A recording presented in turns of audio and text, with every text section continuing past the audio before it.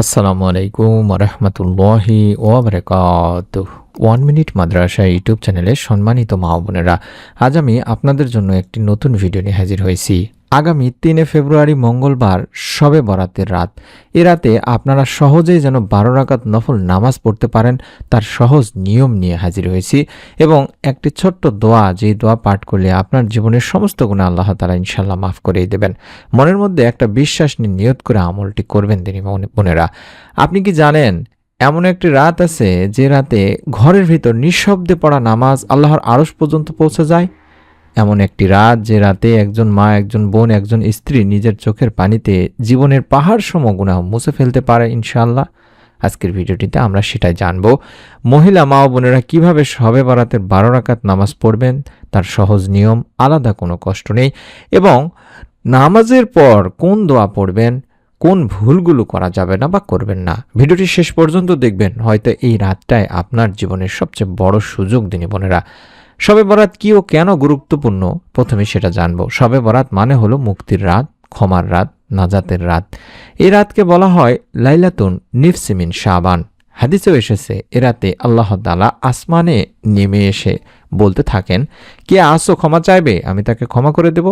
তাই দিনী বোনেরা, এই ডাক কি আমরা উপেক্ষা করতে পারি? আমরা সব সময় আল্লাহ তাআলার কাছে দোয়া চাইতে পারি, কিন্তু এই সময়ে দোয়া চাওয়া কখনোই আমরা ভুলে যাব না বা মিস করব না।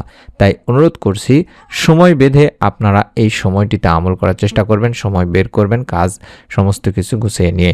মহিলাদের জন্য বিশেষ সুসংবাদ হচ্ছে, অনেকেই মনে করেন আমি তো ঘরের নারী, বেশি কিছু পারি না, কিন্তু মনে রাখবেন আল্লাহ রাব্বুল আলামিন নারীর ইবাদতকে কখনো ছোট করে দেখেন না। ঘরের কোণে যায় নামাজে চোখ ভেজা অবস্থায় পড়া দোয়া, এক ফোঁটা দোয়া যদি আপনার আল্লাহ তাআলার কাছে পৌঁছে যায়, তাহলে আল্লাহ তাআলা আপনাকে পাহাড় সমান গুনাহ মাফ করে দেবেন।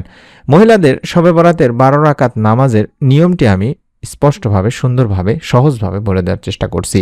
এই নামাজটি হলো নফল একটি নামাজ, শুধুমাত্র আল্লাহর সন্তুষ্টির জন্য আপনাকে ইখলাসের সাথে এই নামাজটি পড়তে হবে। কখন পড়বেন দিনী বোনেরা? মাগরিবের পর থেকে শুরু করে ফজরের আগ পর্যন্ত এই সময়টিতে পড়তে পারেন। তবে সবচেয়ে উত্তম হচ্ছে রাতের খাবার দাবার করে সমস্ত কিছু যখন কাজ শেষ হয়ে যায়, অর্থাৎ এশার পর বা গভীর রাতে ঘুমাতে যাওয়ার আগেও আপনারা করতে পারেন। কিভাবে করবেন এই 12 রাকাত নামাজ? 2 রাকাত করে মোট 6 সালামের নামাজটি শেষ করতে হবে। অর্থাৎ 2 রাকাত নামাজ পড়ার পরে আমি দেখাচ্ছি 2 রাকাত এভাবে করে মোট 12 রাকাত নামাজ আপনাকে পড়তে হবে। নিয়ত করতে হবে মনে মনে, বলতে হবে যে হে আল্লাহ, তোমার সন্তুষ্টি লাভের জন্য এই শবে বরাতের 2 রাকাত নামাজ আমি পড়ছি। এটা মুখে বলা বাধ্যতামূলক নয়, তবে কোন সূরার সাথে কোন সূরা মিলাবেন সেটা আমি সহজে বলে দিচ্ছি। অর্থাৎ প্রতি রাকাতে আপনারা কি পড়বেন? প্রথম রাকাত সূরা ফাতিহা অবশ্যই পড়বেন, আউযুবিল্লাহ বিসমিল্লাহ সহ সানা পড়ার পরে। তারপরে আপনারা সূরা ফাতিহা পড়বেন এবং সূরা ফাতিহার পরে সূরা ইখলাস 3 বার বা একবার হলেও হবে, সমস্যা নেই। তারপরে দ্বিতীয় রাকাতে আসলেন, সূরা ফাতিহার সাথে সূরা ইখলাস দ্বিতীয় রাকাতে এসে 3 বার পড়ার চেষ্টা করবেন, তারপরে সালাম ফিরাবেন। এভাবে আপনারা অর্থাৎ 6 সালামে 12 রাকাত নামাজ পড়বেন। যদি ক্লান্ত লাগে বা ক্লান্ত হন, তাহলে ছোট সূরা পড়লেও কোনো সমস্যা নেই, আরও ছোট সূরা পড়তে পারেন। আল্লাহ সহজটা ভালোবাসেন। দিনী বোনেরা, নামাজ শেষ হলে উঠে যাবেন না, এটাই নামাজের পর গুরুত্বপূর্ণ দোয়া। প্রথমে 100 বার আস্তাগফিরুল্লাহ বা ইস্তেগফারটি পাঠ করবেন। শুধুমাত্র আস্তাগফিরুল্লাহ এভাবে 100 বার গুনে গুনে পাঠ করার চেষ্টা করবেন। তারপরে দ্বিতীয়বার আপনারা দরুদ শরীফ পাঠ করবেন 11 বার, কম করে হলেও ছোট দরুদ শরীফ কিংবা দরুদ ইব্রাহিম 11 বার পাঠ করবেন। চাইলে আল্লাহুম্মা সাল্লি আলা মুহাম্মাদি ওয়া আলা আলি মুহাম্মাদ, আল্লাহুম্মা সাল্লি আলা মুহাম্মাদি ওয়া আলা আলি মুহাম্মাদ, আল্লাহুম্মা সাল্লি আলা মুহাম্মাদি ওয়া আলা আলি মুহাম্মাদ এভাবে 11 বার পাঠ করবেন। তারপরে আপনারা 3 বার বা 7 বার এই দোয়াটি 3 বার বা 7 বার পড়বেন, যে দোয়াটি আমরা লাইলাতুল কদরে পড়ে থাকি। আল্লাহুম্মা ইন্নাকা আফুন তুহিব্বুল আফওয়া ফাফু আন্নি, আল্লাহুম্মা ইন্নাকা আফুন তুহিব্বুল আফওয়া ফাফু আন্নি, আল্লাহুম্মা ইন্নাকা আফুন তুহিব্বুল আফওয়া ফাফু আন্নি। অর্থাৎ হে আল্লাহ, নিশ্চয়ই আপনি ক্ষমাশীল, ক্ষমা করাটা আপনার পছন্দ, অতএব আপনি আমাকে ক্ষমা করে দিন। এটা অন্তত 3 বার বা 7 বার পাঠ করবেন। এরপরে দোয়া করবেন কিভাবে সেটা বলছি।